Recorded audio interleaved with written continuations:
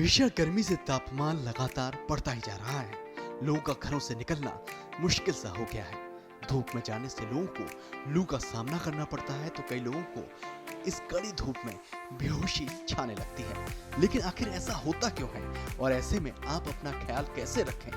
चलिए आपकी ये उलझन आज हम सुलझा ही देते हैं। दरअसल ऐसा हुआ होगा कि कभी आपको आपकी किचन में चक्कर आ गए हों या फिर कभी धूप में खड़े खड़े आप बेहोश हो गए हो। अक्सर ऐसा तब होता है जब भीषण गर्मी होती है, लोगों की आंखों के आगे अंधेरा छा जाता है। जरूर आपको इस बात को सुनते ही स्कूल की असेंबली याद आ गई होगी, जहां पर धूप से अक्सर कई बच्चे बेहोश हो जाया करते थे। गर्मियों में थकान बेहोशी काफी नॉर्मल है, लेकिन ये कई बार खतरनाक भी हो सकती है, जिसके चलते गर्मी के मौसम में सबको अपना खास ख्याल रखना चाहिए, खासकर उन लोगों को जिन्हें पहले से ही कोई बीमारी हो, क्योंकि गर्मियों में लोगों को ज्यादा चक्कर आते हैं। लेकिन क्या कभी आपने सोचा है कि आखिर ऐसा क्यों हो जाता है?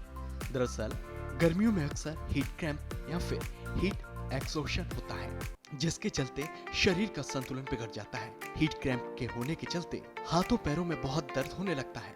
ऐसा बहुत ज्यादा गर्मी के कारण होता है। दरअसल हमारे ब्रेन में हाइपोथैलेमस नाम का एक पार्ट होता है और ये पार्ट शरीर के तापमान यानी कि शरीर के टेम्परेचर को कंट्रोल करता है।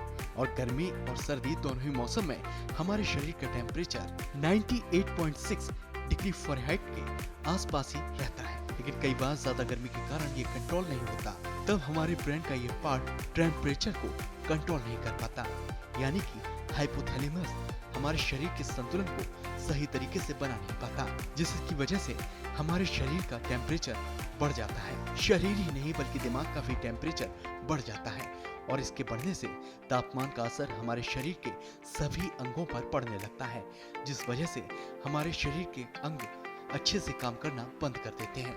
जब भी हमारे दिमाग का टेम्परेचर बढ़ जाता है तो सबसे पहले हमारी बॉडी में हीट क्रैम्प होते हैं, फिर हीट एक्सॉशन होता है, फिर हीट स्ट्रोक होता है। हीट क्रैम्प्स में पहले हाथ पैर में दर्द होगा, उनमें जकड़न महसूस होगी, साथ ही बहुत प्यास लगेगी। ये सब हीट क्रैम्प के लक्षण हैं। वहीं हीट एक्सॉशन में व्यक्ति सुस्त हो जाता है, उसकी आवाज भी लड़खड़ाने लगती है और व्यक्ति बेहोश भी हो जाता है।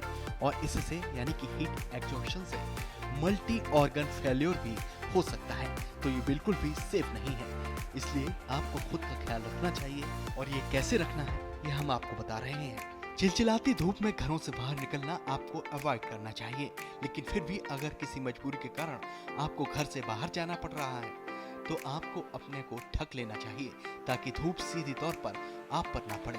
घर से बाहर निकलने से पहले खुद को हाइड्रेट कर लें, यानी कि शरीर में पानी की प्रचुर मात्रा रखें और वक्त वक्त पर इलेक्ट्रोलाइट्स जैसे पानी, नींबू से जुड़े हुए उत्पाद पीते रहें।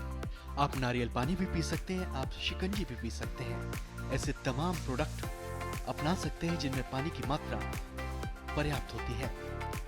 साथ ही बच्चे और बुजुर्ग और जिन्हें डायबिटीज, किडनी और दिल की बीमारी है, उन्हें इस धूप से बच के रहना चाहिए।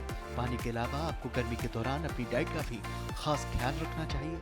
आपको ज्यादा से ज्यादा फ्रूट्स और हरी सब्जियां भी खानी चाहिए।